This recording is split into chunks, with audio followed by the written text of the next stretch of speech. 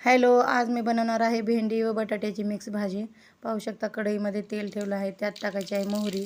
मोहरी छान तडतडली पाहिजे। लगेच टाकायचं आहे आपल्याला जिरं, थोडासा लसूण,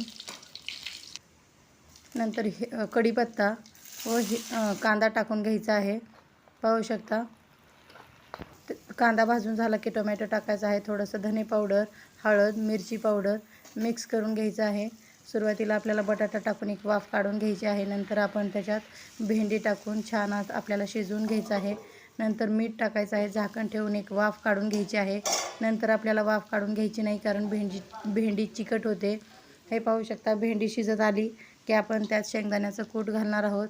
पाहू शकता तयार आहे आपली साधी सोपी भेंडी, एकदम मस्त लागते। या पद्धतीने तुम्ही भेंडीची भाजी नक्की करून बघा।